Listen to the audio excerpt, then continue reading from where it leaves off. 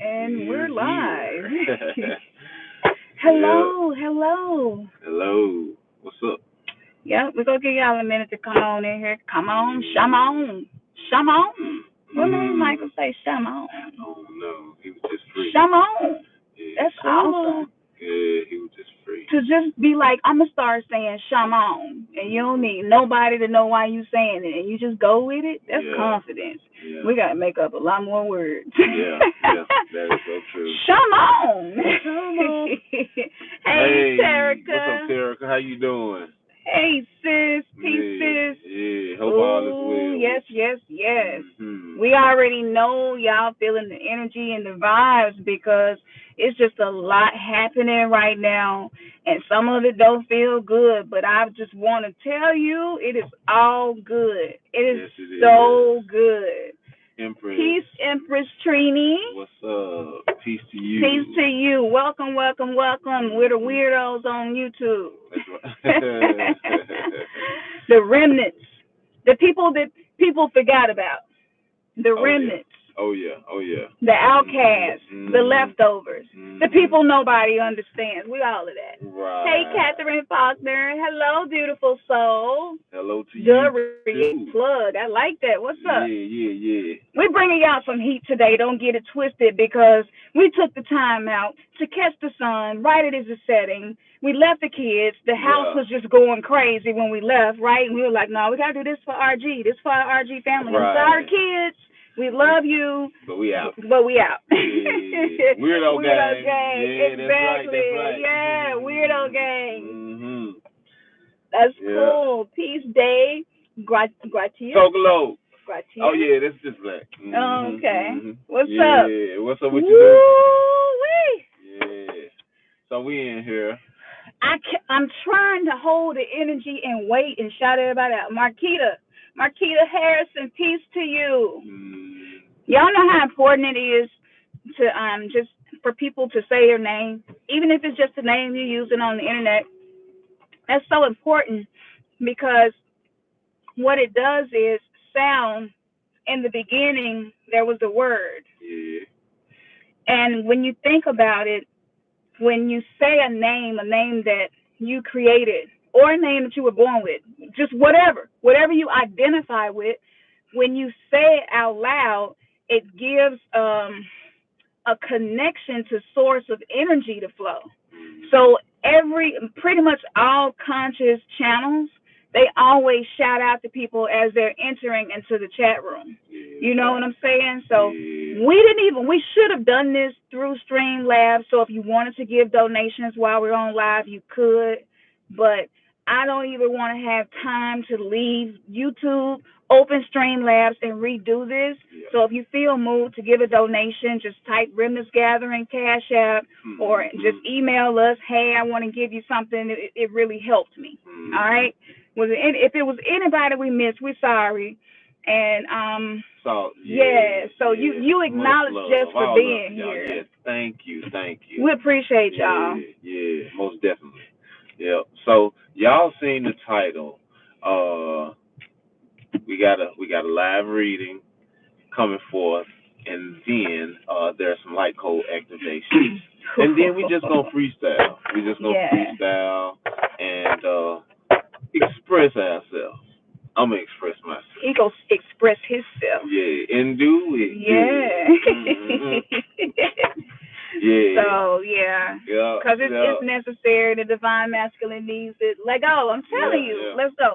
So I got some new cards, y'all. These cards are spirit animal cards, and the creator is Susan Boulette, and it's very, very powerful, very, very powerful deck of cards. I've been working with them for the last day or two, just at the house. And I'm going to tell you how accurate these cards are, whether you know who your spirit animals are or not. These cards have been proven to be so accurate. When I did his reading, guess what I love you too, Alex. Hey, Alex. So when I did Ernest's reading, y'all, I pulled out the damn ram. That's his zodiac birth sign. Right. It's what, 48 cards in this deck. It's no way in the world that was just a coincidence. Right, right. And then when I read what it means, so he got a light code to share with y'all. Yeah, that's crazy. So they let me know the energy of the ram is very present right now. Path number 7, I saw that pop up. Mm-hmm. All right, so we're going to go. So the question would be, for those of us who are here right now, we believe, if you all wonder what we believe in and where we at, we just believe that there is a creator that creates all things, both light and death, light and darkness. Everything is sacred. Everything that exists that we can see and can't see is connected to this source of energy. And so we're not calling on any specific deities or anything like that.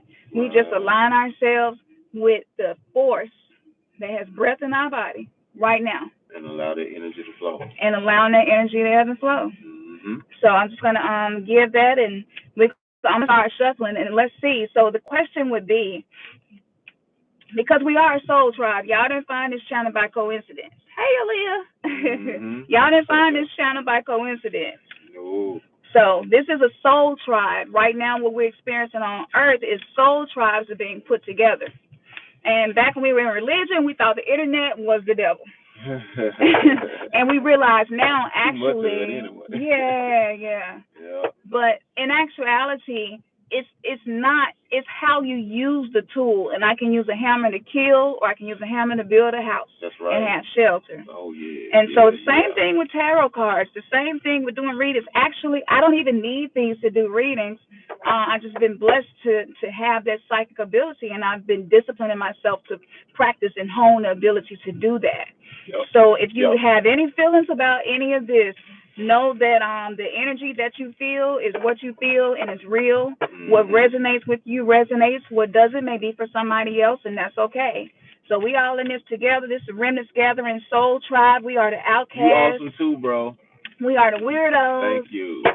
We are the people that our families are probably praying very hard for us right now. Yeah. So what animal does this soul tribe need right now? What animal do we need the most right now to continue in this spiritual awakening that has taken us on this very strange, lonely, narrow path of being misunderstood? We've never fit in, but now we stand out like a sore thumb. Say it. Yep. What animal? What spirit animal do we need right now? Y'all ask that question too. Mm-hmm. We asking that question, but be asking yourself that question too. Mm-hmm. Take some deep breaths, y'all, so the energy can just flow. Yeah, and watch how it confirms.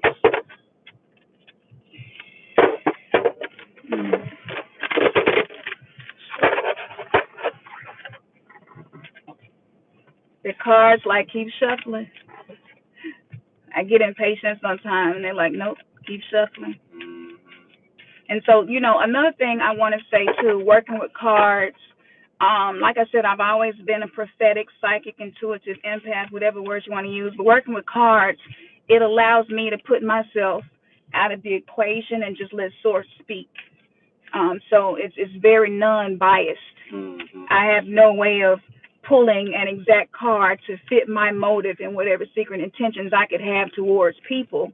And a lot of us have been still dealing with some of that from church and religion and just learning about school doctrines and health and food. It's just been so much deception, and there's been people that had bad intentions towards humanity. Yeah. And that's why I really like doing these tarot card readings. Yeah, because it I can't. It frees you. It frees you from all of it. Yeah. So, okay. Very liberating. Now, I was resistant to this card because this is the second time this card was pull me out, and I act like I didn't see it. I don't know why I had so much resistance to this card. It is what it is. But it is what it is. This is what came out, and this is a cow. Ooh. This is a cow. Wow. Now, I'm going to tell you what it says, and then I'll get into intuitively what I feel is communicating. The symbolism for the cow is fertility, purity, and divinity. Over here in America especially, we probably only appreciated cows for the burgers that they provided for us. But in India and a lot of other countries, cows are so sacred that no one is even allowed to spill their blood. And I understand now why this is what we need. This is the energy. This is the spirit animal that we need to call on. I want to keep it visible for you all. It says the cow is among the most ancient of sacred animals. In Egypt, a cow sculpture with a golden sun between its horns was paraded about in a nocturnal passion play depicting the death of the god Osiris, an annual event performed on the Egyptian All Souls Day. The cow figure itself represented Isis, the wife of Osiris. I'm tripping y'all out why this tripping me out now. Who was in search of the body of her dead husband. Isis, the foremost Egyptian goddess, was associated with abundance and fertility. Cow cults existed in Greco-Roman cultures. The beast is still sacred in India, where it is considered a being of great purity and fertility. In Hinduism, the bovine represented the female power in nature, whereby the earth itself is conceived as a cow, and all vegetation and food derives from its milking. That's heavy. Yeah. That's heavy. And then to know that we've been desecrating what's sacred. Yeah, that's heavy. Mm. It grieves me. Yes, I do eat fowl and fish. We do eat fowl and fish, but just knowing that this animal is one of the most sacred, most ancient animals, and that a lot of us growing up over here in America, especially, have a McDonald's and a Burger King and the Wendy's on every corner. And it's just a really sad thing that the blood of this sacred animal is being spilled just to feed people's appetites. Right. And that to me puts us in a cycle of karma that us as Remnants Gathering, we're being called to break these curses in these cycles. Right. And I feel that Isis came up. She's heavily associated with the cow. And for me, that's funny because recently in a meditation, I was like, what energy can I learn to embrace that will help me to help others? And Isis kept coming up. And at the time, I made no connection between Isis and the cow. So for us as Remnants Gathering, we are being called to purity. We are being called to divinity. This is why our path is so unique and so different, because the culture that we've grown up in is not a culture of divinity and purity. This card also came up because if you are able to push through right now, whatever you're going through, if you can just push just a little bit longer, the fertility, the seeds that we are planting, we are about to harvest them. Ooh. That this is coming up because it's like, no, it's go time. Yeah. No, it's go time. Yeah. It's time. No, the people who have been cast aside, the people who have been treated as if they were not sacred. See, we identify with the cow because a lot of us haven't been treated like we're divine. Even by people that we love, they don't know how to love us anymore at this point because our beliefs aren't like theirs. So no one is treating us like we're sacred and we're divine, and it has led to us not even treating ourselves as we're sacred and divine. Yep. We only identify with the appetites that we can feed, whether that's a man trying to feed the appetite of a woman or vice versa, or food, whatever, pick your poison. And that's what we identify with, and we almost feel like that's all we are because the program that we're in right now is of that, where if you're not reminding yourself you're divine and sacred, you're not going to get it from nowhere else. Exactly.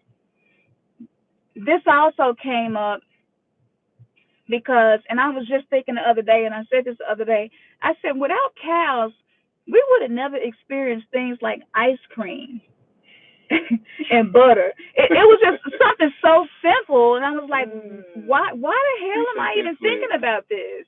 Yeah. We don't even use dairy in our house. Like Right. we've been non-dairy for years. Right.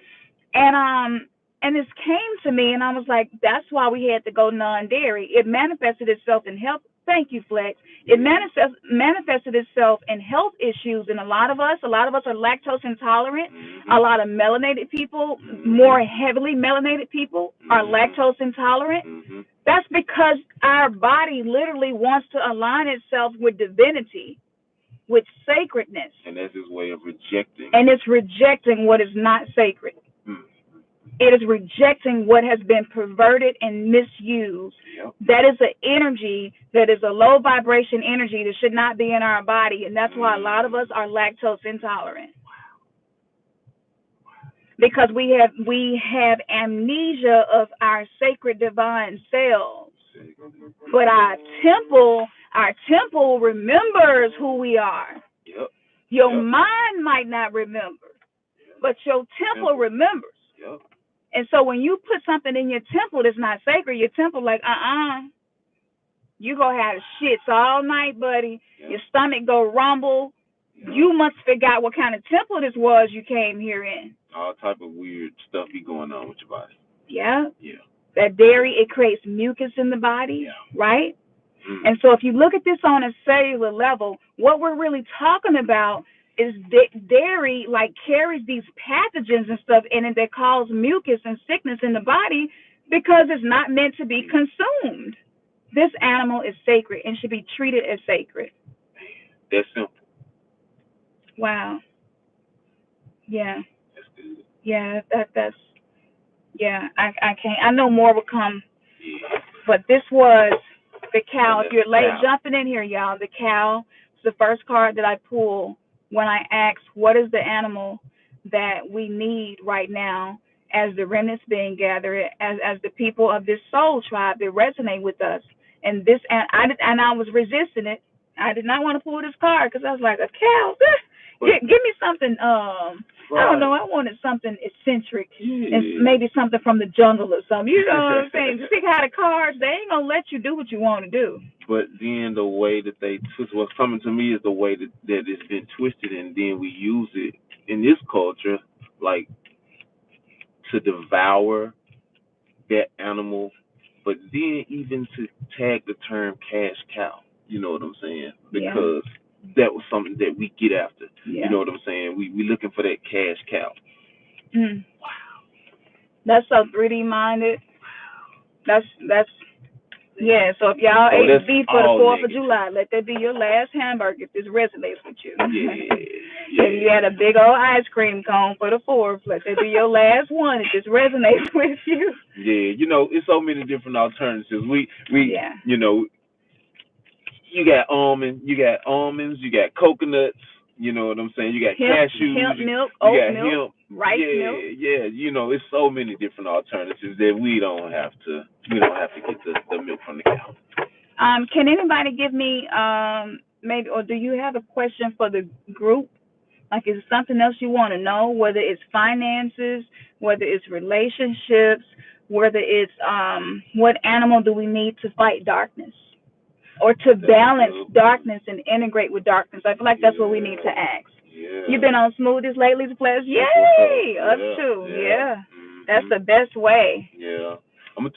And another thing, just drinking more water. Mm-hmm. I'm trying to learn to get way more creative in just cutting up some fruit, putting it in some water, and just going with it. Yeah. It's gonna be good for you. It's been beneficial for me. So. Yeah.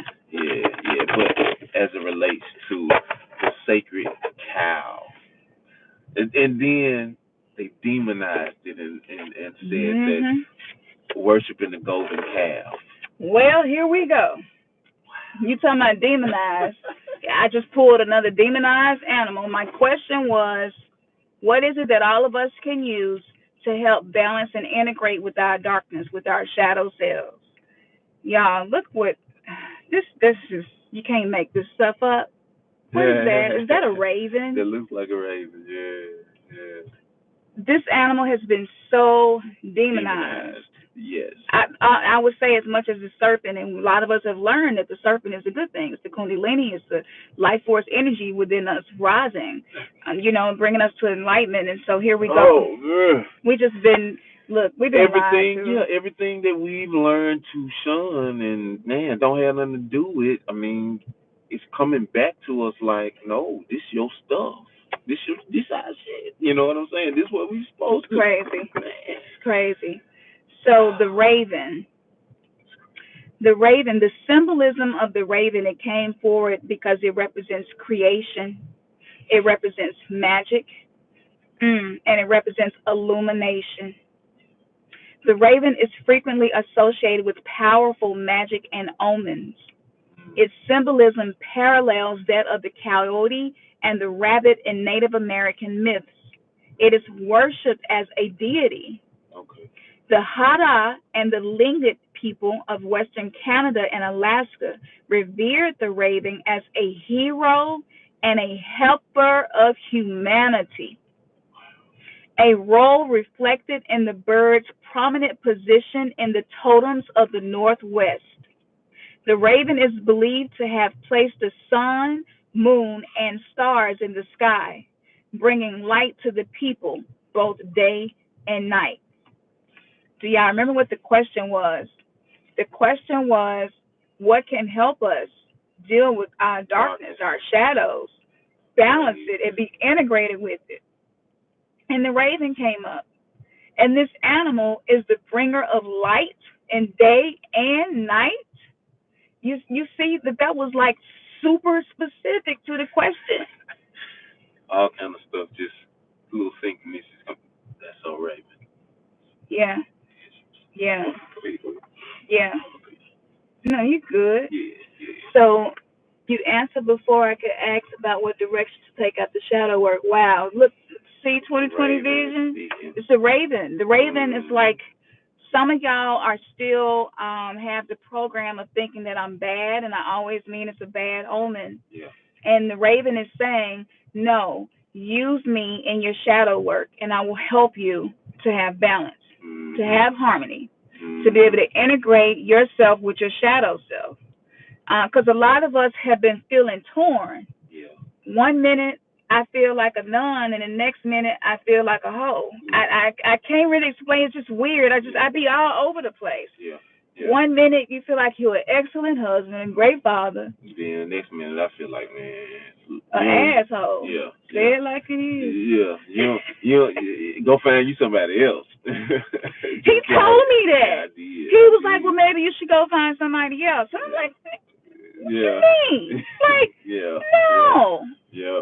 It's me and you. Yeah. Like for infinity. This is just what it is. I ain't going nowhere. Yeah. But instead of me lashing out at him, I recognized that his shadow self was speaking from a place of fear. And so a lot of us are dealing with fear. A lot of us are dealing with it's a difficult time. It's a very difficult time to be in because we're trying to transmute energies that no one else in most of our families has ever taught us. Right. So this is not an easy thing. And then a lot of us are trying to do it alone. A lot of us don't have twin flame relationships that they're dealing with. And that don't mean it's easy because this is very hard. Twin flame relationships are hard. If you have not gotten to the place where you can be disciplined in your eating, disciplined in your emotions, disciplined in your meditations, disciplined in taking care of your body, you're not ready for a twin flame relationship. In a place of really understanding your ego and putting your ego in its place. Yeah. The raven said, that's what I do. Yeah. So now if you have the ego and it's like constantly, it's very hard to find twin flames. If your ego is like sabotaging your day, call on the energy of the raven, just envision the symbol of the raven and say, look, you came through and you said that you helped me in my shadow work, you know what I'm saying, and dealing with some darkness. I need some help right now. It is that simple. Somebody asked, how do you find your spirit animal? The way that you find your spirit animal is in readings like this. It's number one. Number two, just paying attention to animals maybe that have shown themselves in dreams in your life. Same thing. I mean, it got to a point to where me and Cam would be going somewhere in the aisle. You remember the aisle just like here I always show itself. Yeah, we go here. Here I am. Like I got the screenshots and the pictures to prove it. Yeah, like that for a while. This was like a couple of weeks. The owl was just showing up and everything. I mean, we would go to the bank. We see an owl up on the top. Of one evening, we even came home and the owl was up on our neighbor's gable on the top of their house. Watching us. Literally, like we could see its eyes looking dead at us. Yeah, it was like damn. You know, we go to what was it? We went to Cracker Barrel. Yeah. And just happened to be browsing, and there go the owl. You know what I'm saying? Like, wow. So it's just looking for synchronicity. Yeah. Observing. Keep your eyes open. Just keep your eyes open. Yeah. Keep your heart open. Yeah. And it could be something that don't even make sense. Yeah. You know, spirit animals don't always have to be this very incredible animal. As we can see, we got the cow and the raven, two animals that's been desecrated and demonized. Exactly. So if you want to know your spirit animal, I can do a few here now. I feel like working with those two animals right now is probably where we need to keep it, because you throw too much in the mix and it just makes it a little more difficult for you to achieve whatever it is you're trying to achieve. So is anybody in here don't know and aren't connected to an animal? Just let me know and say, I want to know my spirit animal, and I will pull these cards for you, and I'll just use your name that's on the screen, if that's okay. It's all about the energy and the vibration. I would like to know mine. Okay. That's Aaliyah. If you can help me keep up, babe. Okay. I'm going to do the reading. And Empress. Okay. That she wants to know. So Aaliyah wants to know who is her spirit animal. Empress wants to know. Marquita wants to know. Y'all, hold on. What is that? Aaliyah, Empress, Marquita. Aaliyah, Empress, Marquita. Okay, so Aaliyah, she wants to know who is her spirit animal. She wants to connect with you. And check. If we missed you, just put it back up there. Yeah. This is a big deal. What's happening right now? 2020 vision. Okay, this is a really big deal. Yeah. Aaliyah wants to know who is her spirit animal. I don't know why you keep doing that to me. Okay, Aaliyah. This is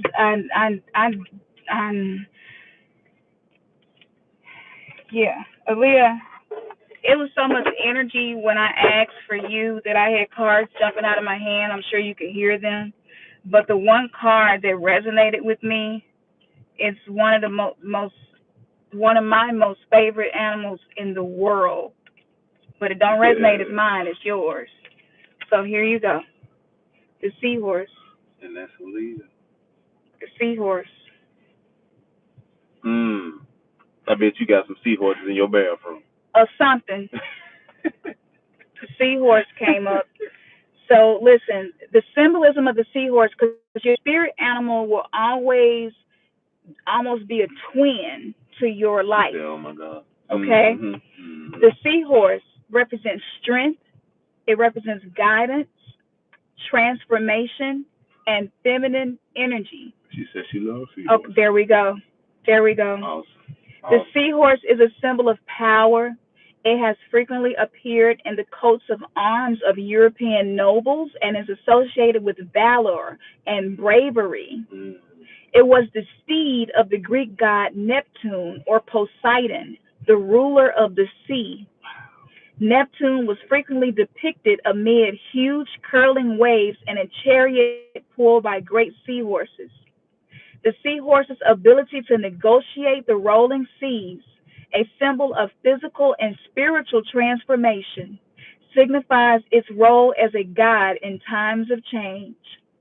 Because of its curving form and association with water, the seahorse is also imbued with feminine energy.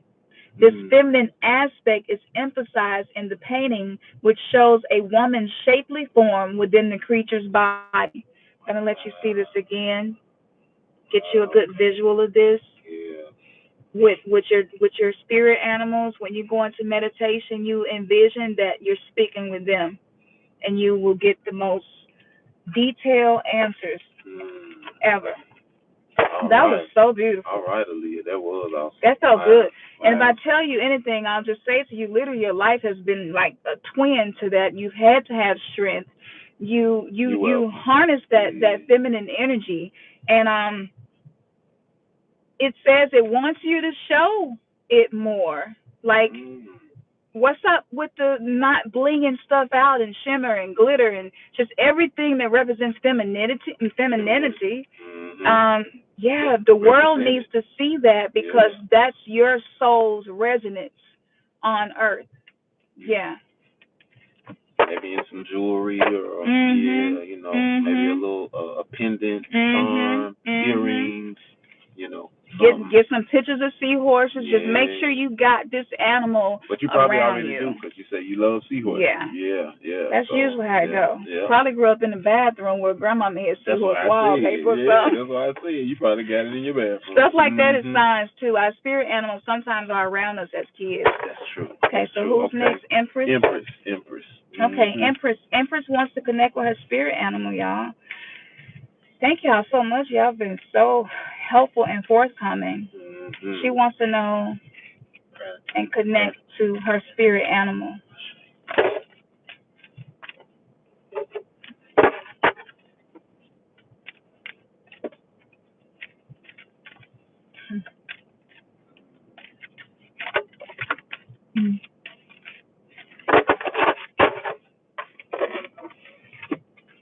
So that's what we go do? No. She said, Aaliyah, I'm going to trip you out. So this showed up twice for you, Empress, right? And I was like, no, a bull, like, So I kept shuffling, and it jumped out of my hand and was like, it's me. Like, she cried. It's me. Like, okay, so let me just read this to you. The bull represents renewal, fertility, and growth. Bull cults were ubiquitous in ancient cultures whose devotees worshiped the beast as a supreme deity.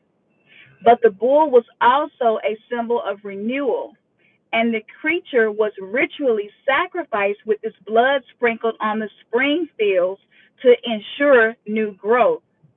In ancient Greece, these rituals were associated with Dionysus, the Greek god of vegetation and renewal.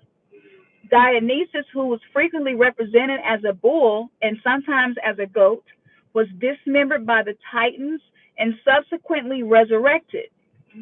The Spanish bullfight is a vestige of the ancient bull sacrifice. The Minotaur, another deity from Greek mythology, who had the head of a bull and the body of a man, is also associated with sacrifice and the cycle of renewal. The slaying of the Minotaur, the devourer of youth, restores life. Now, over here in America, a lot of us see this image, and probably your first mind is be scared of it or think that it's bad or evil, leave it alone. Right. But if you just really look at this, Empress, you have a very dark energy that you are connected with.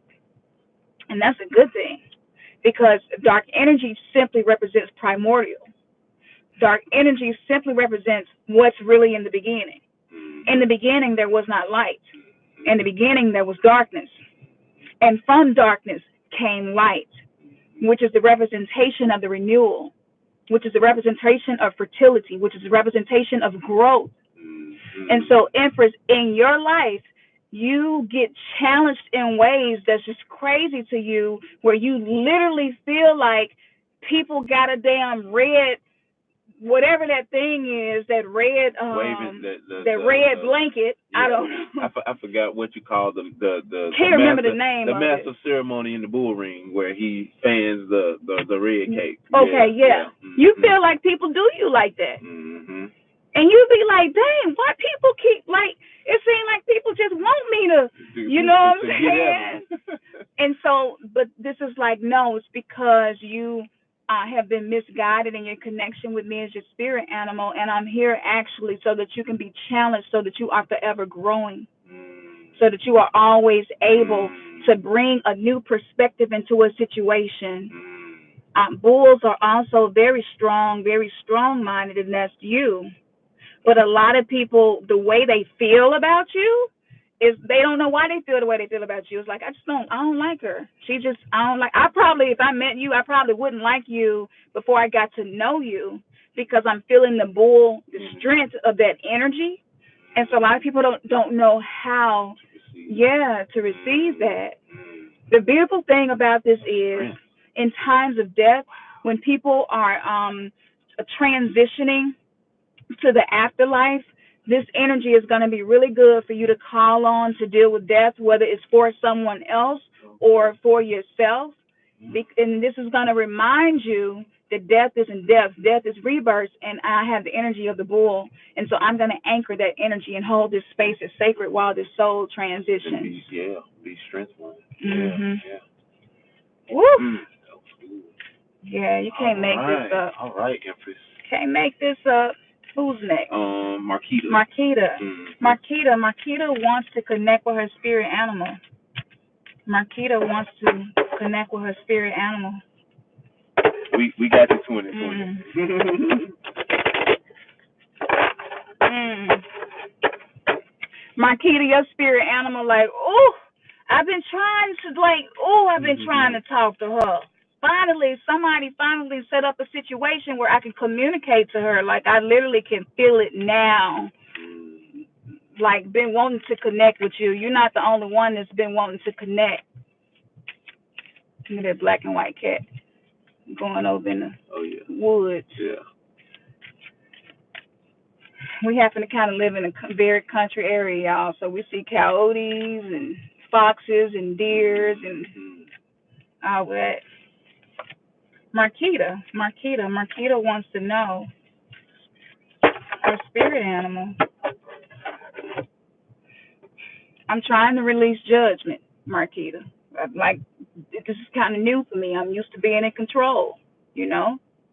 So, no, tarot readings are not witchcraft. No. It would be the exact same thing as when we would ask for a sign and you would walk outside and see a bulletin board just like literally telling you what it was you desired to know. So I just want to say that to you. Now, all day today, I've been being resistant and stubborn as hell about a certain card coming up because it just seemed like it didn't fit. And so I'm not going to do that to you, Marquita. I don't know how you going to feel about this, Marquita. I'm just going to say to you to open your mind and your heart, because it definitely has a message for you. The insect represents feminine power, spirituality, and renewal. Insects are the most plentiful of beasts, consisting of more than 800,000 species. Here's the picture as I'm reading this.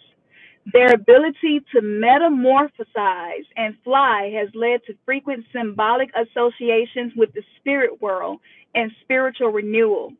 The praying mantis has long been associated with feminine power, as the female is larger and stronger than the male. The mantis-like insect in this painting is from Buffalo Gals.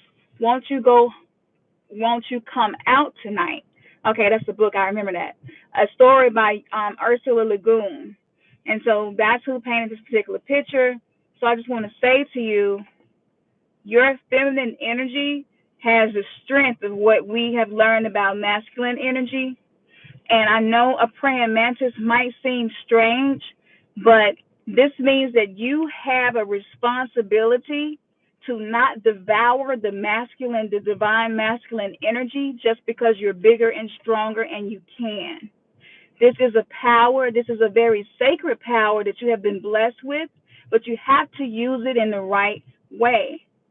This may not seem super sacred to you that the praying mantis came up, but if you do a little bit of research about the praying mantis, I guarantee you it's going to have a message for you as far as what it does in nature, its habits, the time of day that it hunts, things like that are going to speak to you. And so spirit animals can sometimes be insects, butterflies, reptiles, it can be anything. But this animal this insect wanted to show itself to you, let you know, yes, you like are a warrior woman. Yes, you are like the women in Marvel lately. You have that Wonder Woman, that Supergirl power that you can tap into, but don't use it to devour the divine masculine, because the divine masculine is wounded and needing to be healed right now, and you can use that strength to help heal the divine masculine. So if you have any issues with your father or exes, it would be good to do a meditation and clear those things out so that you can be used to do what it is you were put here to do. Okay? Well, thank you. Thank you for the donation. Thank you. Yeah, we hadn't heard of spiritual animals either. Tell her he'll be just fine. It won't hurt him. Woo! You welcome, Marquita. You welcome. That's gonna speak a lot to you, girl. That praying mantis is gonna trip you out. Watch. But I found one that was dying. Wow, Dina. We believe that you found the dying seahorse. I used to dream about seahorses when I was little all the time. All the time. A lot of feminine energy been coming up today in the cards, y'all. So what this says to me is that we got to use our feminine energy, y'all, to help heal the divine masculine. And that's the reason a lot of us were hurt, raped, abused, neglected by people who carry masculine energy. Even if it was a female in the family, maybe they could have molested you or something, and she kind of has a more masculine energy than feminine energy. That happened to a lot of us because the purpose was transformation. The purpose was for us to be able to learn how to forgive all divine masculine and not to blame the whole divine masculine for what happened at the hands of men or people with male energy. And the purpose of that is for us to be the sacred goddesses that we are, so that we thought the men were supposed to lead the way in religion, but if you go back to Isis was the one putting her husband back together. And so that's what we're being called to do right now. So too much is given, much is required, and we have to forgive, let go, move forward, and hold sacred space for our men and for the divine masculine. If you have sons, just hold that space for them and begin to see them as sacred and divine and wounded, and that I'm gonna treat you the way I would if I knew you were wounded. And you're not gonna treat a bird you find wounded and a bird just out eating bread on the green. You're gonna treat them two different ways. One is wounded, one isn't. Right. And sometimes men can hide their wounds really well. Yeah. So who's next? 2020? No, Terica. Okay. We've been conditioned to be like this. Yeah. As men. If you, and that's what we're coming out of. That's what we're coming out of. We feel, as a man, I feel like if I show my vulnerability, that's a sign of weakness. So it's all about understanding that no, that's not a sign of weakness by you showing your vulnerabilities or you being vulnerable. It's actually just you and a way to express yourself and a way to be authentic and real. Terica, okay, the deer came up for you. It's a trip because I literally just mentioned deers, how we see a lot of deers out here where we live. That's crazy. Mm-hmm. So the deer, the symbolism of the deer is instinctual energy. Instinctual. Yeah. Energy. Okay. You gotta listen to your instincts because they are very strong.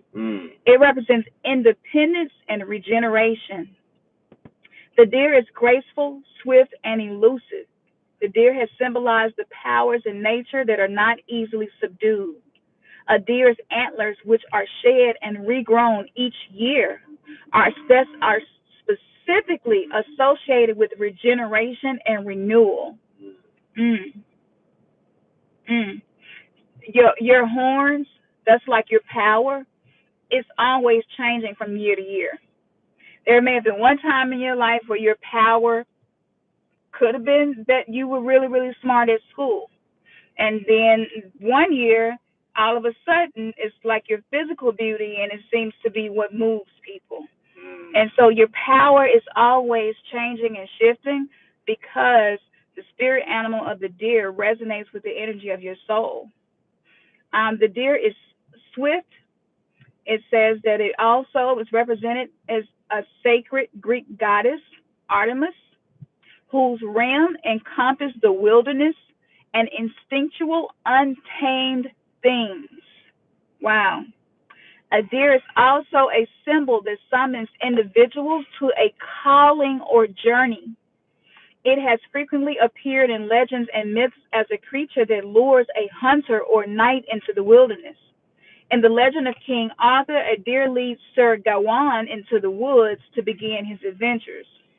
So you literally, Terica, have the ability. Oh no, she said it's funny because oh, there we go. There we go. Yeah.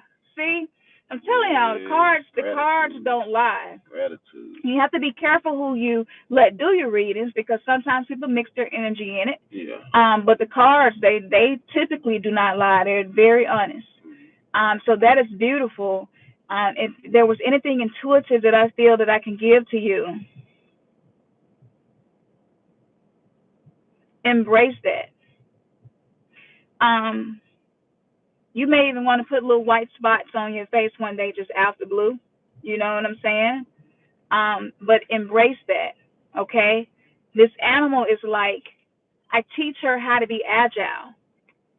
I help her move through toxic relationships swiftly, and sometimes it can appear that she's just real wishy-washy, and her relationships and her friendships and stuff is always changing, but the deer is like, that's my energy, that's what I do. I help her to be agile and to move swiftly. If y'all have ever seen a deer when you're driving down the street, I swear to you, you can be seconds, microseconds away from hitting that deer and you will miss that deer because it almost has a prophetic instinct of knowing I got 0.2 seconds to get past this car safely.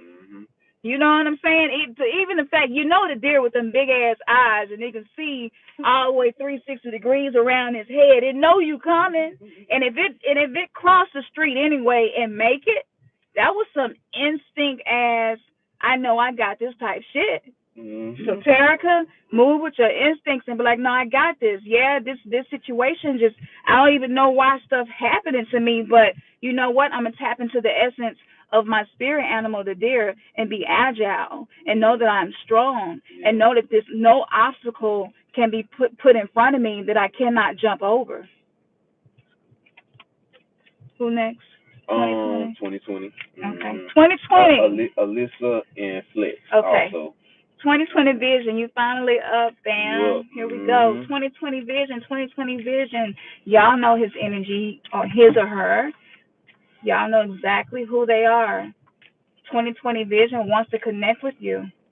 2020 vision wants to connect with the spirit animal that has been with them through so much. Her. Okay. Yeah. This animal has been with her through so much, and she wants to connect with you. She wants to give you a voice today to speak so that she can receive the guidance from you.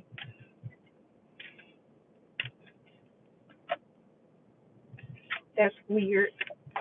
For the first time, it had me pull from the bottom. I've been pulling from the top the whole time, and for you, I was told to pull from the bottom. And when I pulled from the bottom, this is what I got. Crocodile.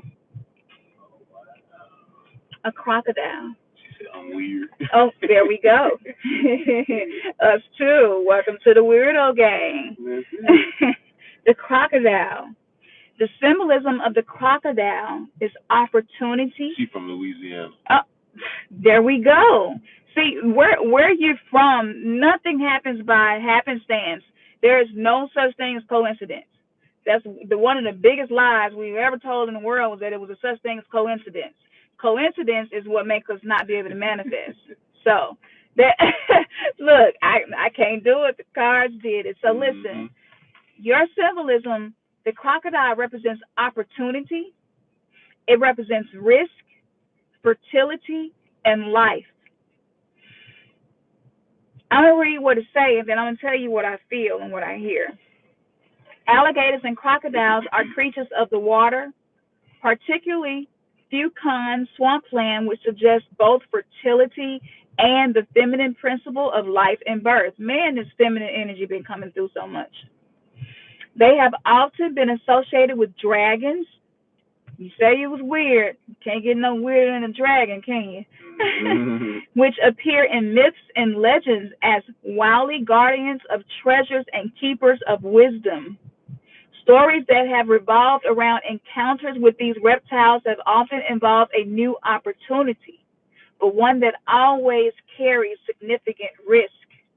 As with many mythological reptiles, the crocodile in this painting appears wise, menacing, and somewhat indolent. All at the same time. Now, man, 2020 vision. The first thing that came to me were crocodiles and alligators were considered sacred in ancient Egypt. They were very sacred animals. There were a lot of mythological stories centered around this animal and the energy of this animal as well. I suggest that you do some research in ancient Egypt and the crocodile or alligator. That's going to lead you to something to help you further understand your soul's journey. Okay? Now, what is being given to me is that she says she feels so connected to Kimmy.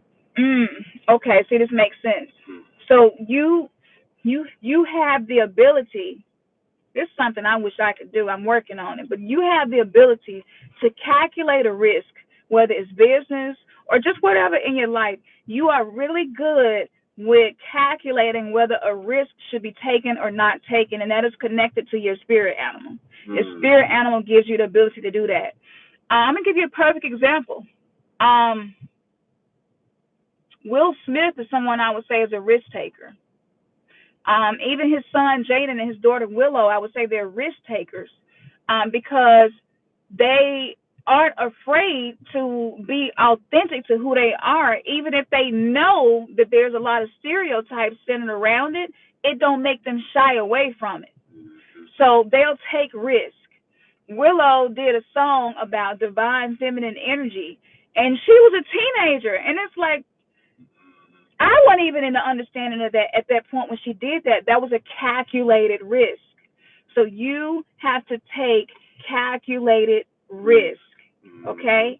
If you have been afraid of doing that, this card is saying it's time. It's something that you've been trying to decide if you want to do. I don't know if it's going back to school and you know the tuition going to be high as hell and you're like, do I really want to go into debt and have to pay, pay back going to school, whatever it is. But there's a risk that you've been thinking about. Just call on the energy of the crocodile that is with you to make that risk be a calculated risk that is going to be for your good. And I'm going to tell you, if you watch crocodiles hunt, they don't too often miss. They don't miss. And I'm going to tell you something else I know because I grew up in the country. Crocodiles will lose their teeth and literally constantly get teeth back. That's like you. It's like shit happened to you and then regeneration happens, right? That's you. That's your soul's blueprint. That's your life's pattern. That is the journey that you have been on where, damn, you hurt me so bad, you broke me, but I'm regenerated. That's because of this animal, and it's good. She said thank you because she's trying to get into sonography. Beautiful, beautiful, beautiful. I'm glad it's resonating. Glad it's resonating. It's crazy, y'all. I have been resisting doing this for so many years. But I've been doing readings and personal readings for people, and when I tell you, it has been transformative. It really has. Yeah, it really has. Okay. About three more. This is Alyssa Tapley. Okay. I didn't get your name. Delina Robinson. Okay. Delina Robinson. Is that right? Delina Robinson? I think I did see Delina. Yeah. Okay. So who's next? Alyssa. Okay, Alyssa. Alyssa wants to connect with her spirit animal. Alyssa desires to connect with her spirit animal. Who are you? Who are you? Show yourself to her. She wants to connect with you. She desires your guidance, and she's open to the message that you have to bring.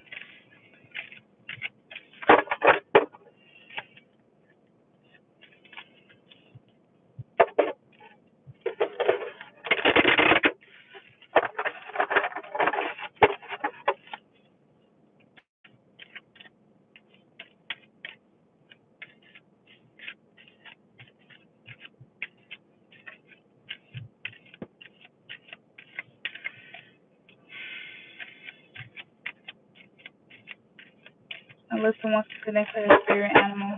What message? Okay. Spirit animal. Okay. Yeah. Look at this. It's a fish. Oh. Alyssa, you're heavily connected with spirit animal, the fish. The symbolism of fish, feminine energy, fertility, and abundance. The fish is a sacred symbol to many people and has assumed the form of deities and other supernatural beings. As a creature of the water, it is associated with feminine, life-giving energies and is often a character in creation myths. The trio, there we go, that happened to Ernest, because he's an Aries and the ram came up for him. The trio, a tribe from the tropical rainforests of Brazil, tell the story of a Paraparawa, a fisherman who is visited by a spirit woman that rises from the body of a fish. The spirit woman shows Paraparawa how to cultivate plants and how to cook them. You've been blessed to be able to cook. Mm-hmm. To the Peck Indians of Honduras, the nine-eyed mermaid Serena is the mother of all fish. So you connected with mermaid energy. That's beautiful. Mm-hmm. The Peck people would have special ceremonies before fishing to ask Serena for permission to take some of her offspring. And in this painting, the head of a woman is framed within the body of the fish, emphasizing the feminine aspects of the animal spirit. That's beautiful. Let me look at that. That is.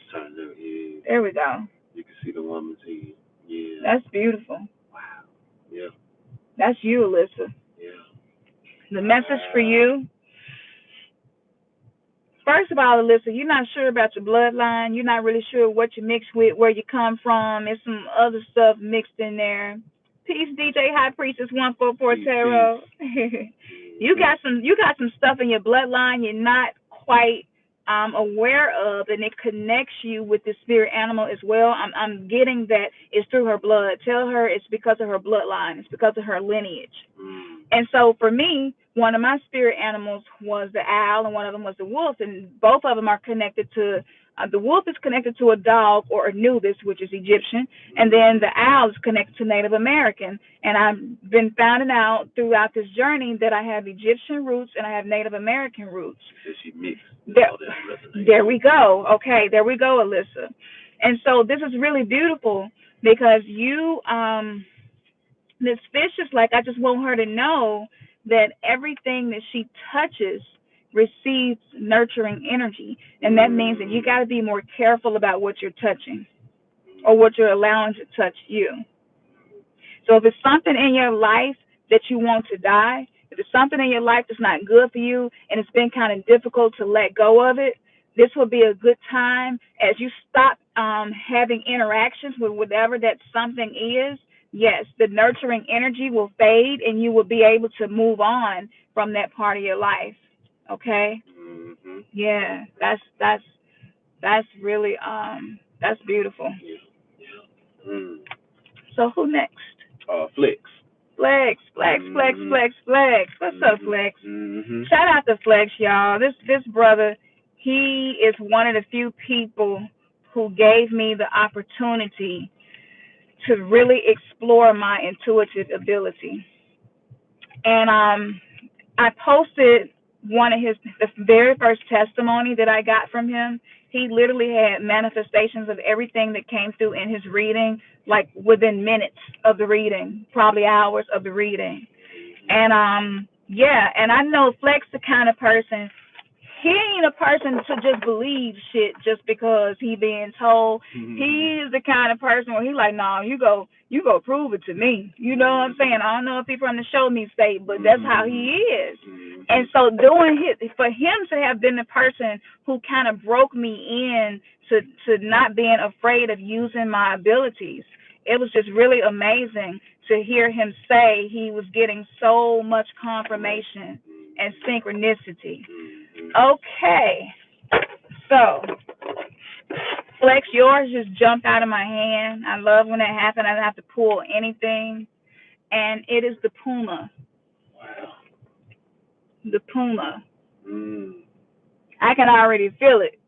So much stuff like you really finna like really get something. Next, you're gonna start rocking more puma gear. Right.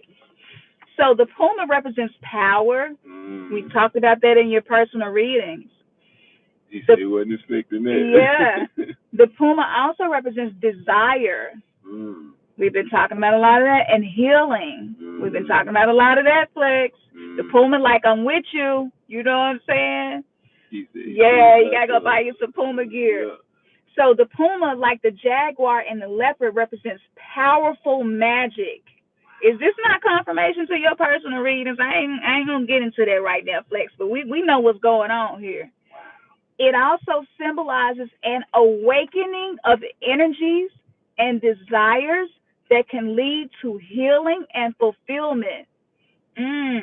Yeah, y'all better wear them pumas.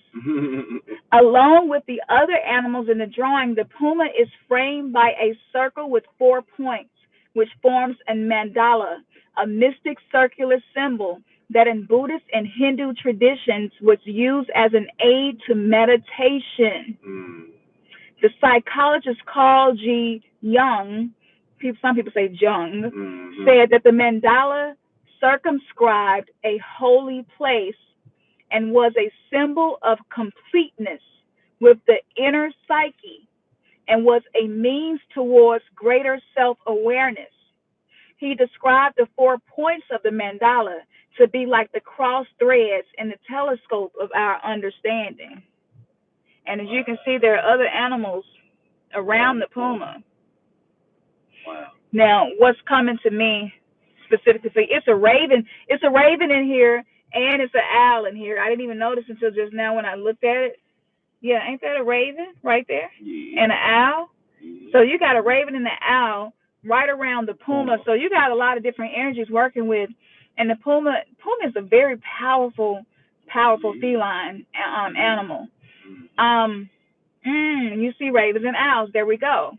So know that all 3 of these animals are working with you to communicate with you. But the significance of this that stands out more than anything is that it symbolizes the awakening of energy, right? And that it's about your inner psyche, and we've been talking about that. And for you,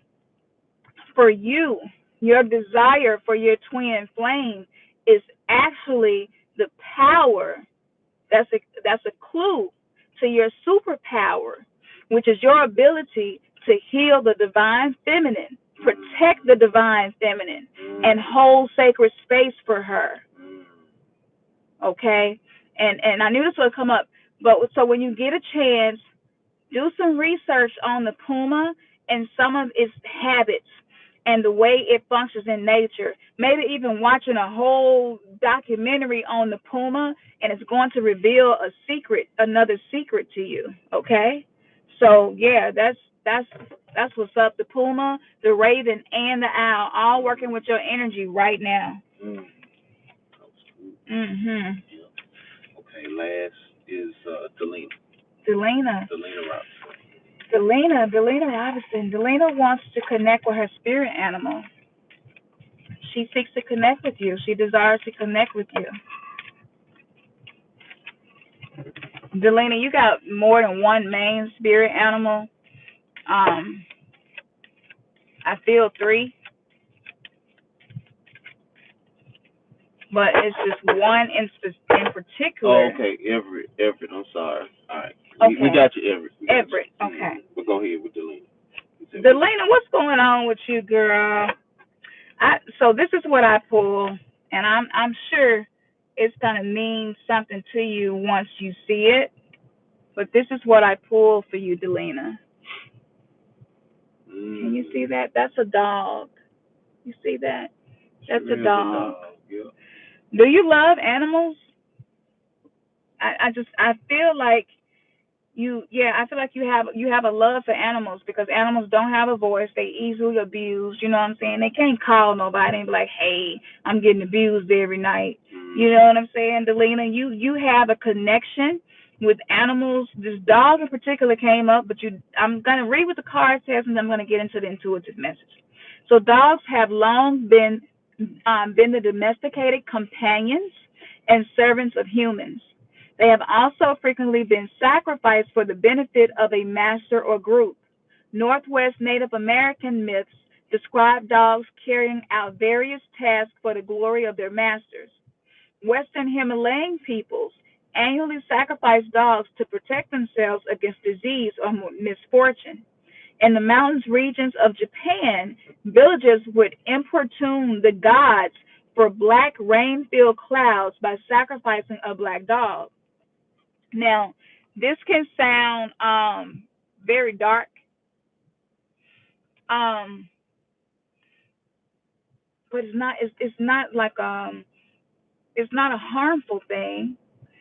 See, we don't quite understand sacrifices because a lot of us haven't really paid attention to nature enough and creation enough to realize that everything right now that is working for us was a sacrifice.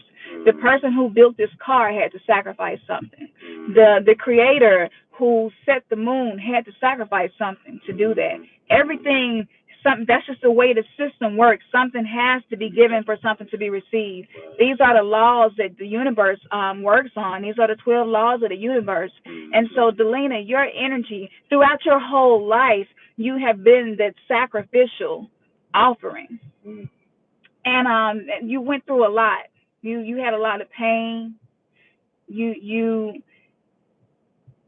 know, I see like people feeling like they can do you any kind of way, and ain't nothing gonna happen to me.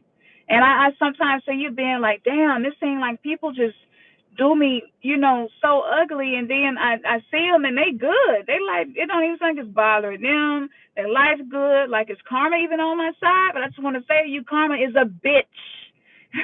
That's that dog energy that work with you. So trust karma, trust the universe, trust the 12 laws of the universe to work on your behalf in the areas where you have been left wounded and have been harmed, and people didn't really care about how you see. Baby doll, I can relate to this so much because I have been the sacrificial lamb, quote unquote, in my family.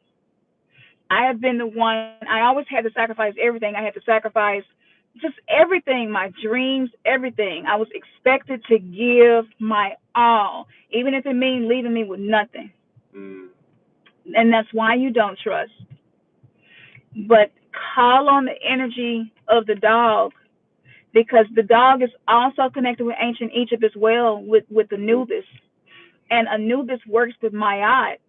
And the energy of Ma'at is what the judge is, what we used to believe in religion was the great judgment day when we would all stand before God, right?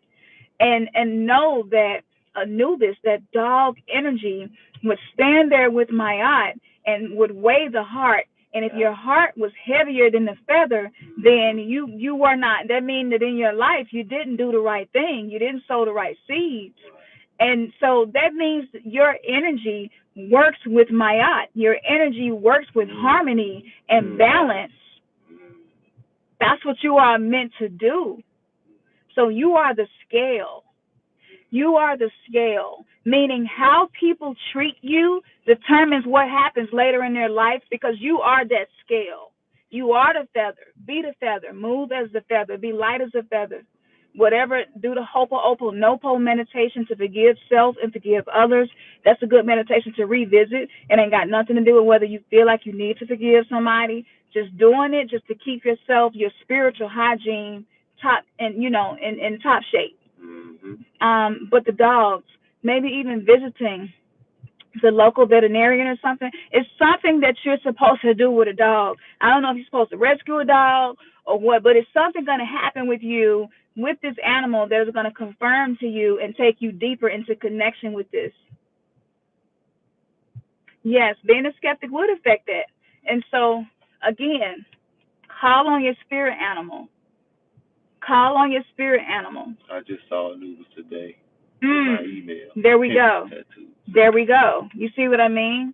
There we go. Yeah. That's your position. That's why you don't trust. Anubis couldn't work with Ma'at if he trusted every damn thing. You know what I'm saying? He's sitting there to make sure everything going as planned, meaning I'm looking at everybody with the side eye until their heart is on this scale with this feather.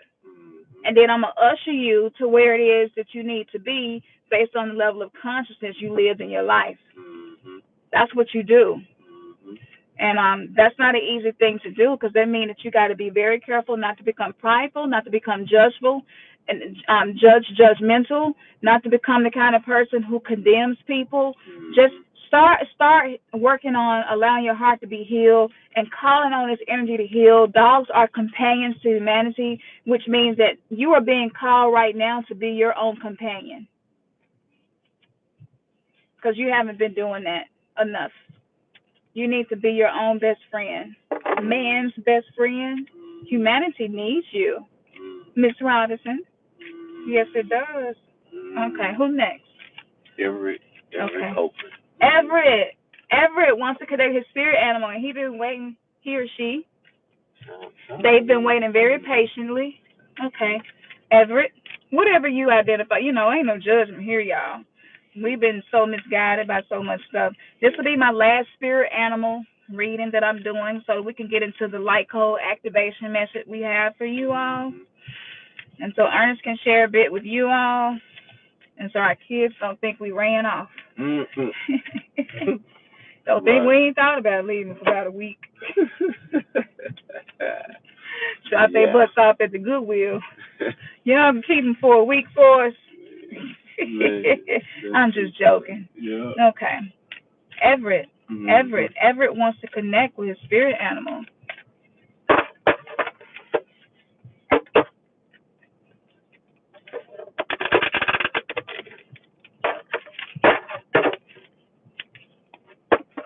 Ooh. Spirit animals are coming through. They're so excited to have a platform to speak on. Yeah. When I chose these cards, I knew, I was like, this is what Remnants Gathering need. We need to connect with our spirit animals, because a lot of us has been very unable to connect and disconnected. Just as a result of our programming, our environment, where we was raised, our cultures, the confusion, lack of clarity. We just, you don't know what to trust. That's true. Yeah. With these spirit animals, from everything that I have gained, y'all, I wouldn't be here in front of y'all doing this if it weren't for my spirit animals. They have helped me so much. That's true. That is so true. So much. I'm a witness. Everett? Yep, especially after Here we go, Everett. Religion. Look at that, the tiger. Wow. That's what came up for you, the tiger. It's funny, because before I pulled it, it's like it was intimidating. I could feel intimidated energy, and I was like, I'm going to pull an intimidating animal, and that's what happened. So the tiger, the symbolism of the tiger is primal power, creation, sexuality, and perception. While all the feline images denote power, tigers are particularly powerful. In China, they are considered the king of all beasts. In Hindu mythology, the tiger is associated with the goddess Kali, who represents creation, sexuality, and death. In traditional Sumatran culture, tigers were killed only in self-defense out of fear of inspiring the collective hostility of other tigers. So when Europeans began setting tiger traps in Sumatra, the local inhabitants would go out to the traps to explain to the animals that the devices were not constructed with their consent. In this painting, Tiger Eye, the tiger is framed in a kind of cartouche, which implies regal status and emphasizes the eye motif. Like all cats, tigers have binocular vision, which gives them greater depth of vision and the ability to judge distances accurately. The eye of the tiger symbolizes sound judgment and keen perception. Everett, you are the kind of person that can just stand alone.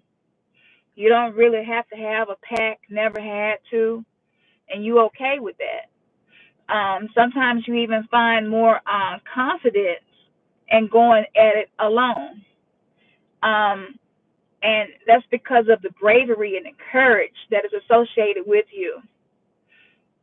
This could be a part of you that you have not been embracing. This could be a part of you that you feel like needs fixing.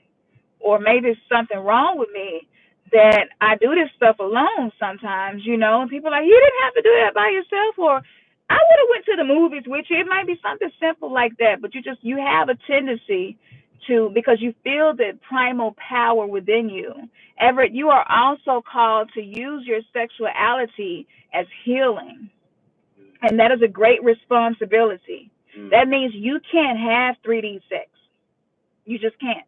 You can't. If you have been, you can't do it anymore and not begin to reap that.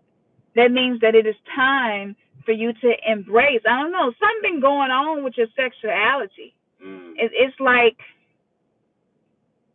something separated you from the purity of sexuality.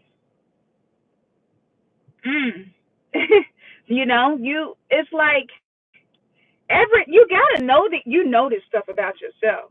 You know, but it's kind of scary because it's territory that has been uncharted, and this is what tigers do. If you watch tigers, they go into uncharted territory. You were built for this. You were built to be able to maneuver through uncharted territory. And the sooner you call on the energy tiger and align yourself with that and understand, you know what, I embrace this. And there are things about me that I don't fully understand, but I just ask that you continue to present yourself to me and help me to understand this. Help me to walk through this wilderness ever, because you have experienced wilderness. I don't know why I see you as a kid, like by yourself, like outside, maybe in the backyard, maybe in the woods, just by yourself. I just see you have spent a lot of alone time. Even if it was people around you, you didn't feel like people was with you. And it's because your vision is so keen, it makes people uncomfortable. Almost scary. People get uncomfortable around you because you make people feel naked. They'll never tell you this. They will never tell you this. But you make people feel naked. And that the ability to judge distance, right? You are really, really good at being able, you see things much farther off than most people can. But your difficulty is been understanding the things that you see. You quite hadn't connected dots yet. And so if you call on the tiger, this spirit animal is going to help you to connect with that. Your perception is very keen. Primal power, Kali power, the reason why we would see Kali cutting off heads is because Kali would cut off the ego. The head represents the ego, right? That's complete left brain intellect, logical. You know what I'm saying? You have the ability to, you just got like a spiritual guillotine where it's just like I literally can cut off your head right now. I can murder your ego, but a lot of times you choose to take a peaceful path. And I just want to let you know that when a situation presents itself where ego needs to be murdered, don't be afraid. Call on the energy of the tiger and just let it flow. No force. You don't have to try to prove your power. Nothing. You don't have to don't ever show your fangs unless it's really necessary. But too much is given, much is required. And because your eyesight is so keen like this, you're now being given the opportunity to use that keen eyesight to help other people. You got the eye of the tiger. I would have loved for this to have came up for me. This is beautiful. This is yours, though. I can't take that from you. That's yours right there. That's you all day. All right. That was awesome. So we're going to get into the light code activations, and then I guess we'll end it off with what Ernest wants to share with you all. His voice is very important. He's not a man of many words, as we know. And so when he does speak, people should really listen. You're speechless. One word. Yeah, he said, "This is wild. I'm speechless." Well, Everett, you are a wild ass tiger, so you got a wild ass read. Yeah. Okay. So today when I went into meditation, I was going to talk to a spirit animal since I had just got these cards and I knew I wanted to do a spirit animal reading with y'all.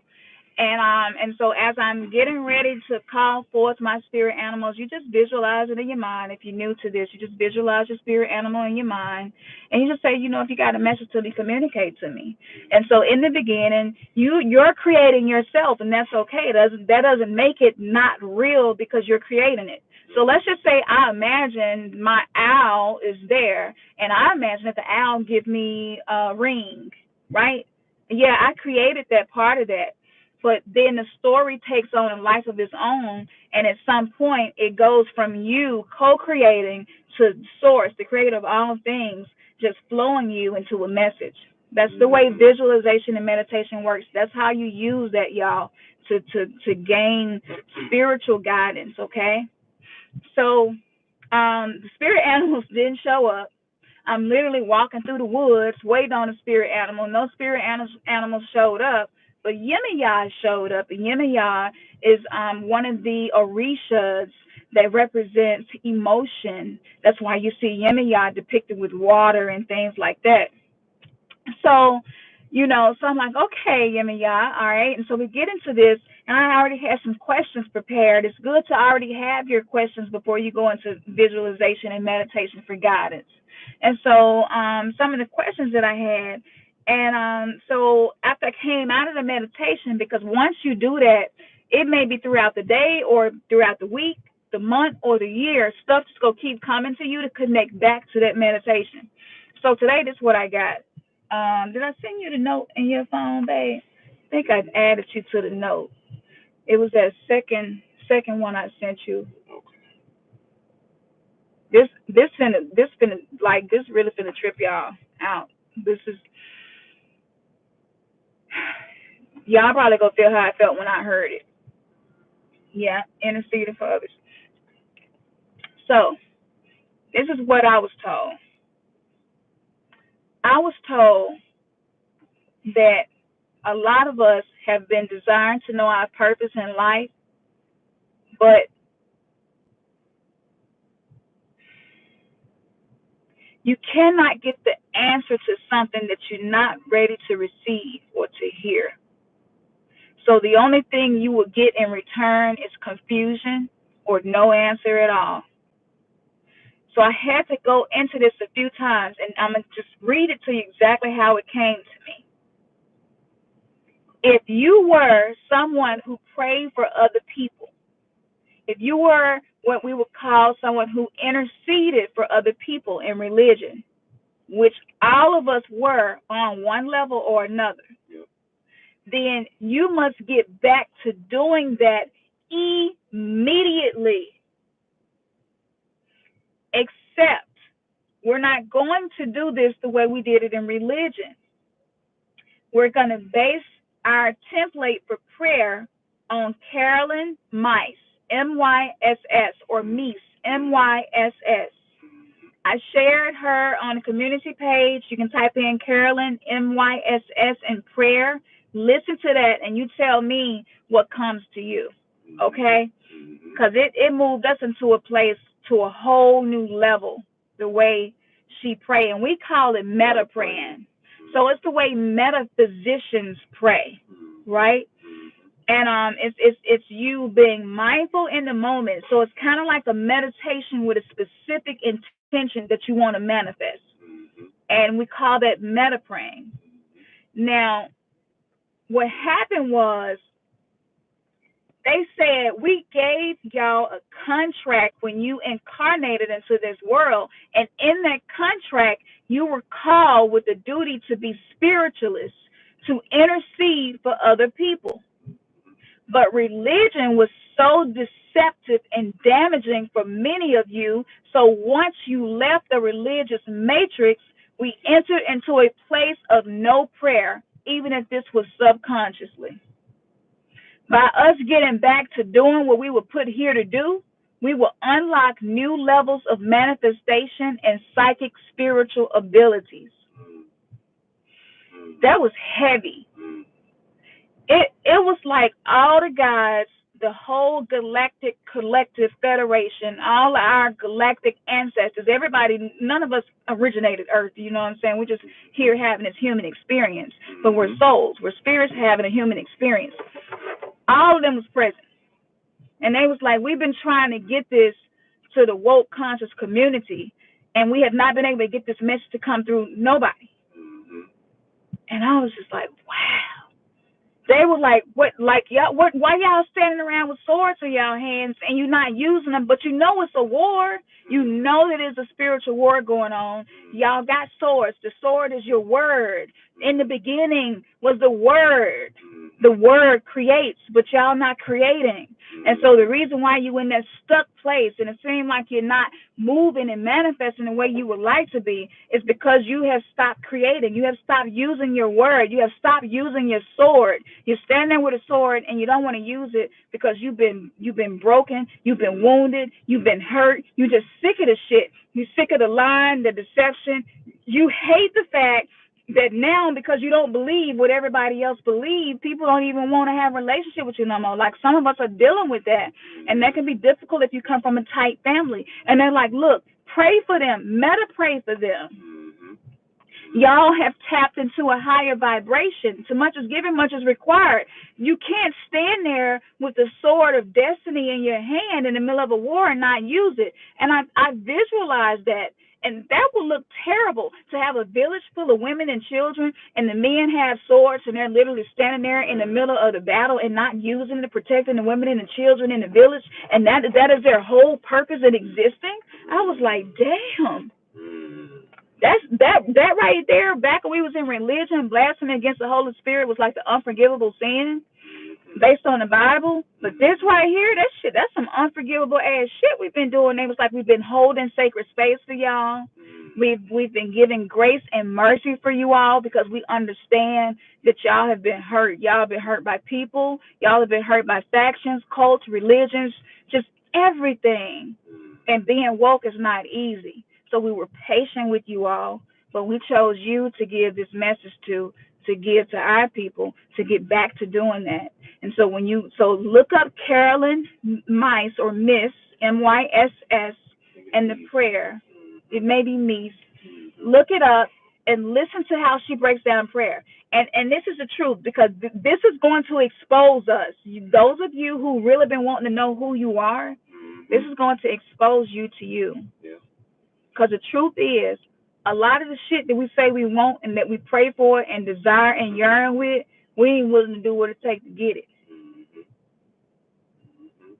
So you're praying for abundance, you're doing rituals for abundance, manifestation, mantras, affirmation, you learn a couple of mudras for abundance, mandalas, like everything that you can find is having to abundance. But then you won't even go home and do your budget for your bills because you in so much lack of faith, you don't believe you'll even make enough money to deal with all the bills that's coming in. So it's like, why do you even do the budget shit? I know I got $3.50 and I got $350 in bills. So ain't no point in me sitting down with no pen and paper trying to figure out how to make it work. That right there is going to take you out of the ability to be in the matrix of abundance, and it's going to keep you in the matrix of lack. And so we're praying for stuff, but then the universe presents to us situations so we can rise to that occasion and become that and step into that, and we don't. So this is the light code. If you receive this and this resonates with you, this is going to activate you to be able to have manifestations, and your psychic abilities literally are going to just start unfolding like a lotus flower. That's what I've been given. And we'll go more into how to meta pray. And just know this, instead of praying to something outside, understand that you are praying inside, because inside of us, we are the micro universe of the macro universe. Yes. And we have the kingdom of heaven within us, right? We know that the Bible talks about how God abideth in you and how you are one, right? We know that we are extensions of source energy, right? We know all of this. What are you creating? Are you being irresponsible with your sword? Are you laying it down and let other people picking it up and creating in your life for you? Or are you setting intentions? Because that's what we should be doing. And if you are someone who has a mother, grandmother, or spouse who still watches the news and you can't stand it because it's low vibration, watch it with them and then be like, well, I'm watching this with you and it's irritating the hell out of me. But you know what? I have a high vibration. I am a spiritualist. I am a metaphysician. I am an alchemist in practice. So I'm going to take this low vibrational energy. What? 6 people, 6 children just got shot? Okay. I'm going to go within myself and call upon my gods and call upon the strength of my ancestors and call on archangels to assist the souls of those children to transition in a safe way and to help the families who had to lose their children. This is our responsibility. So even though you may be wounded from some of the things that happen, it is time that we heal other people, because by doing that, your wounds are going to be healed, even the wounds that you don't know you have. And know that all of our wounds exist in our subconscious and in our shadow self. That's why doing shadow work is so painful, because it gives the most transformation and the most regeneration. All right, I'll let you go, baby. Wow. Wow. Wow. Wow. Yeah. As we say, y'all, your third eye has just been kissed. Yes. Yes. Receive all of those messages and confirmations and affirmations. Yeah. I'm not gonna take long, like she said, but I'm so grateful. I just want to speak to for a few minutes. I just want to speak in regards to being stuck. I want to speak in regards to we receive the, so to speak, the high end, but I want to pull you down, and I want to speak from my heart in regards to when you're dealing with simply where you are right now. We hear all of this great stuff. We get all of this confirmation, and we get all of the spirit guide help, and we get all of the help from our ancestors, and we're doing this work. But are we really doing this work? I check myself, because I want to grow spiritually. I want to develop, and I want to be the best husband I can be. I want to be the best father I can be. I want to be the best brother I can be. I want to be the best friend I can be. I want to be the best man that I can be, that Source created me to be. I want to get there, but how much of the actual application am I doing? And so I have to check myself all the time. I'm so grateful to have an intuitive oracle of a wife in Cam, because I'm held accountable.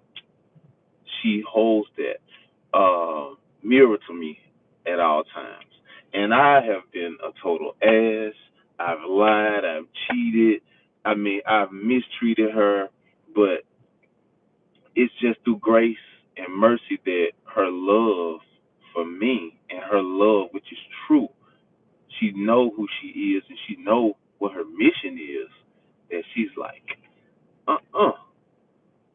and so I just want to talk about me, because I know somebody else may be in this place. I fear my own fears. Mm. I fear my own fears. Like, sometimes, in most cases, I'm motivated in some things, but I totally lack the self motivation in what really matters. And like she just said, if it's the fact that you want to grow from a spiritual standpoint, how much spiritual work are you putting in? Like, I go to work every day, and I'm working tirelessly every day. When I take off, I got other avenues and other ways to make money, and I work those too. But I do all of that work, but how much true spiritual work am I doing? And I have to look in the mirror and I say, Ernest, you ain't doing what you should be doing. I'm not going to get what I want spiritually because I'm not doing what I should be doing. I don't put the same amount of energy, effort, and time into me developing spiritually and growing and being all those things that I know I'm created to be, that I put into I got to get money. I'm trying to take care of this and I'm trying to take care of that. And so I just want to speak on that because nobody will motivate you like yourself. Nobody will motivate you like yourself. So I can't rely on Cam to motivate me. It has to come from within. I have to ask myself, how bad do I want this? She she can give me a reading, and just like everything is confirmed to you, oh, it's confirmed to me too about myself. And then I'll be like, yeah, I'm gonna do it. Yeah, I'm excited and yeah, all gung ho. And then I fall back into that rut. I fall back into the program. I still have things that I'm dealing with in regards to realizing that we put all of this time and commitment and dedication and energy and sacrifice when I was a Christian and going hard and being a minister and preaching and talking to people and all of this kind of stuff. But then now that I've come out and I realize that how false it was, I'm not putting that same amount of energy and commitment and dedication and sacrifice into my own shadow work. I'm not putting it, I'm not, I got to put it in. We got to put it in. You got to put it in, or else you're going to continue to be in that sunken place. And I've been in that sunken place.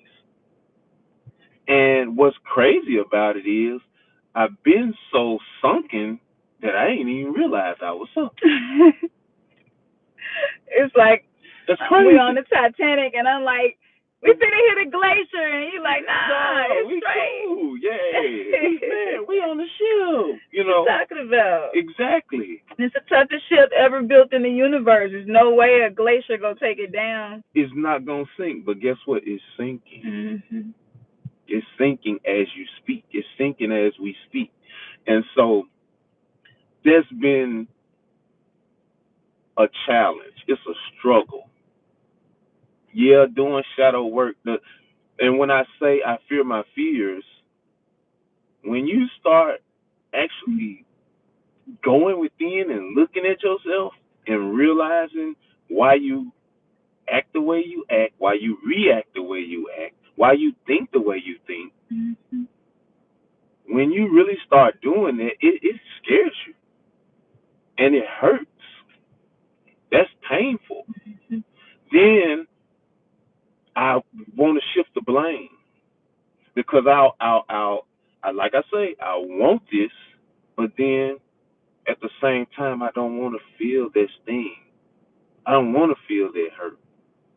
But in order for me to get to where I need to be, I got to go through it. Got to go through it. You got to go through it. We got to go through it, brothers and sisters. It's just that's how it is.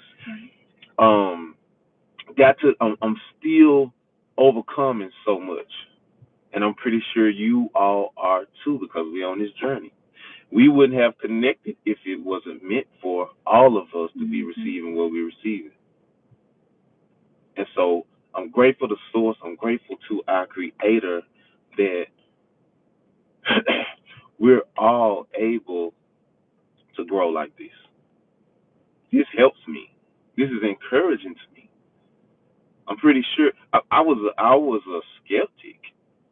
I mean, coming out of religion and then you're talking about going into that which religion frowns upon. Like, I'm the only person in my family that I would say is woke or considering anything other than Christianity. Either you're all the way a Christian or you like You do your thing, but you still throw those emphasis of, God and the Lord, and you know what I'm saying. But no, no, no, no. I understand that, hey, I have to be a pioneer in my family, and I was scared of that. Sometimes I'm scared of that. I'm scared of the fact that, man, so many people look to me for guidance. So many people look to me for help. So many people look to me as, you were or you once, but now it's like I'm trying to find confidence in this newfound rebirth. I have to have confidence in myself. Now I know what I know, and I know this is all real. I know this the truth without a shadow of a doubt. But me actually taking that leap, me actually jumping. Now, mind you, I've done everything that we've been doing. I've done it, but I have not put that 110% amount of energy into it. And that's what I'm saying. That's what I want to help to encourage somebody to push on, to push forward, no matter what. Don't worry. We say we don't care about what people think about us. We say we don't care how people feel about us, but we really do. We really do. Whether it's your children, whether it's a spouse, whether it's your parents, whether it's some other relatives that you close to, or just your friends, or one of yourselves, because we got more than we one voice inside us. Exactly. We definitely have more than one voice, and so just keep looking in the mirror, y'all. Keep looking in the mirror. Don't be afraid of what you see. The whole movie Us that came out, we didn't even watch it. We just saw the trailer, and I was like, "Oh shit, they fighting their own shadow self. They having to deal with the image in the mirror, the man in the mirror." Yeah. Yep. And that movie is iconic. It's no coincidence that that movie came out just when you were getting into shadow work and just when you were learning about the things about you that you don't like, and wanting to know, what am I supposed to do with that? Because religion told us to repress it, to shun it, to cast it over to Jesus and leave it there. But you know what that was doing? That was teaching us not to be accountable for our actions. That's right. Yeah. So if I can go and lie, and then that night say, Jesus, forgive me, guess what? I don't have to be accountable for my actions. And if you bring it up, I'm going to be like, oh, no, Jesus already forgave me of that, so I ain't even worried about what you got to say, because I've been forgiven by the Savior. He's my Savior. You're not my Savior. So me and him straight, I'm straight.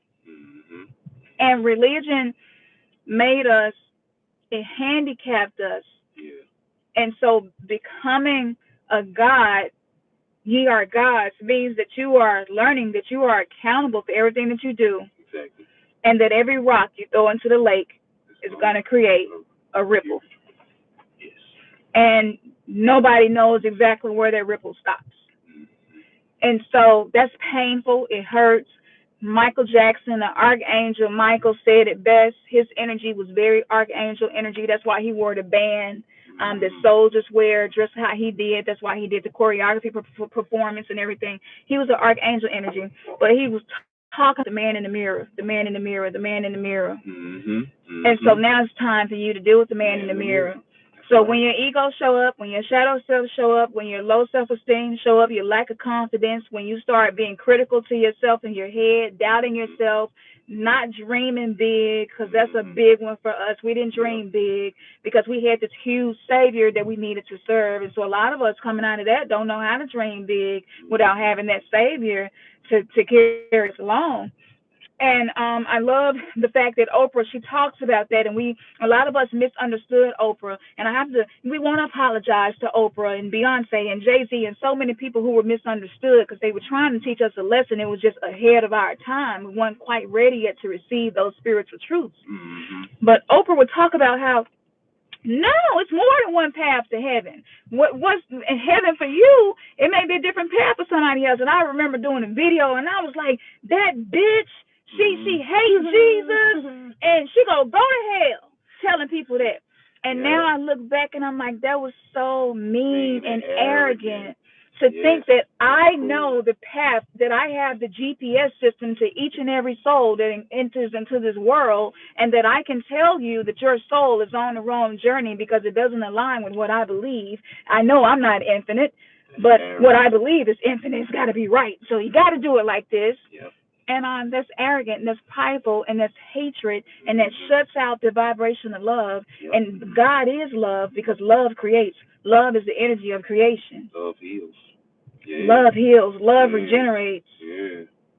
Love is their faith without good works is dead. Good deeds is dead. Yep. Love does not demand its own way. Love is not rude. Love is kind. Love is patient. Like all of this is in that same book. You don't throw the baby out with the bathwater. You take what's out of that book that's good, that's meat for you, and you use that meat to grow. That's right. And it gives strength and energy. That's right. And so now, coming into this, we just want to say, every movie that we have ever loved, every person has ever received an award for a movie. Will Smith becoming, did he do Malcolm X? No, Denzel did Malcolm X, and Will Smith redid the boxer, Muhammad Ali.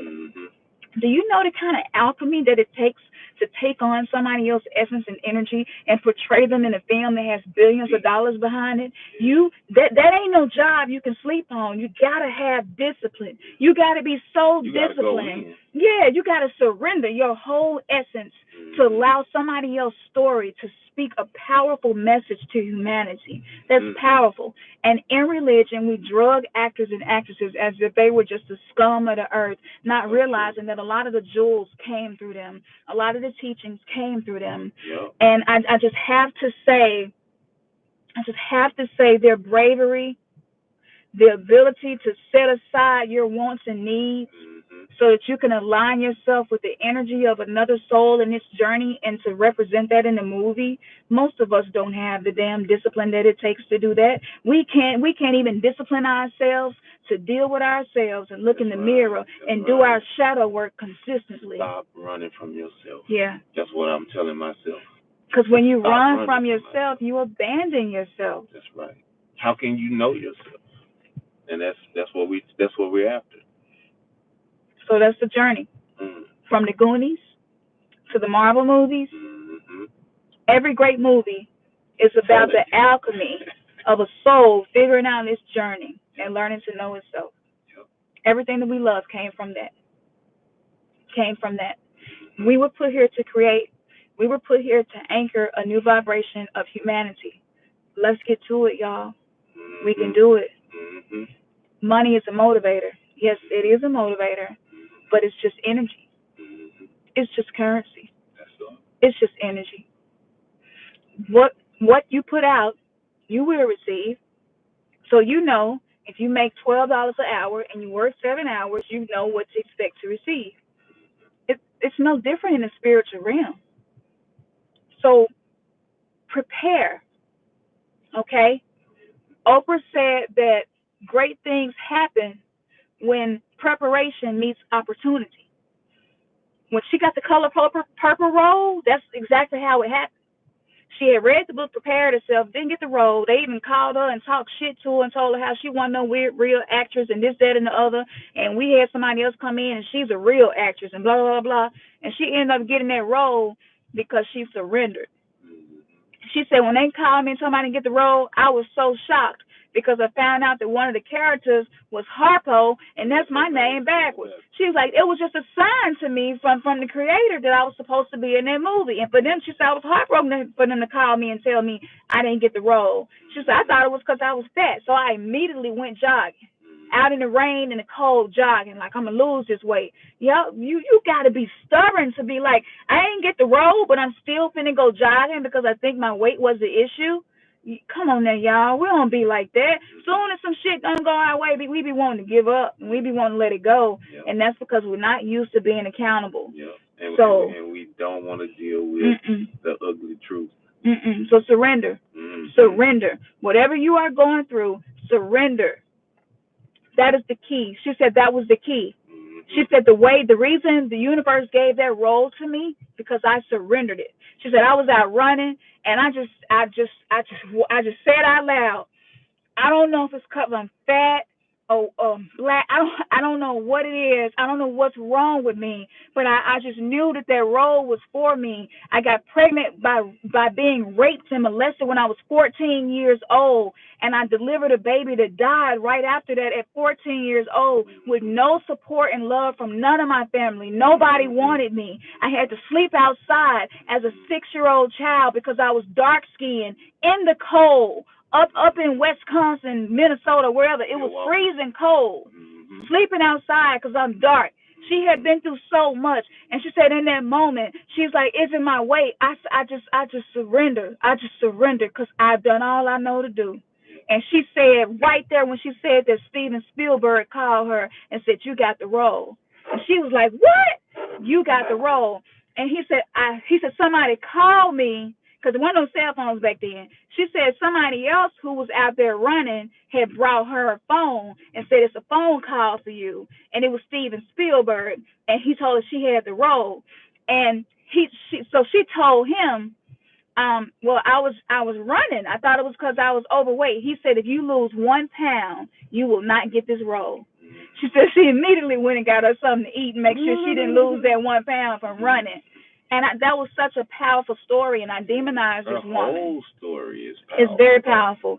So visit her masterclass part 1 and part 2. When we get to the house, I'm going to make sure that I go back and get it and post it on the community page. I highly recommend you all listen to that because this woman came out of Mississippi in a time where it wasn't even safe for black people to be out by themselves and was able to accomplish something. Yeah. Grew up in the church, and she literally used synchronicities as a GPS system to guide her to what it is my soul's supposed to be doing while I'm here. She said that's all that mattered to me. It don't matter how it's done. She said when I'm interacting with another soul, I just want to make sure that I am able to do what it is my soul was put here to do in interaction with that soul, however that comes. That's powerful. So let's take this as a lesson. Let's live like this. Start your day tomorrow with these things in mind. We cannot wait to hear the testimonies because we know y'all going to be like, let me tell you what happened. Let me tell you what happened.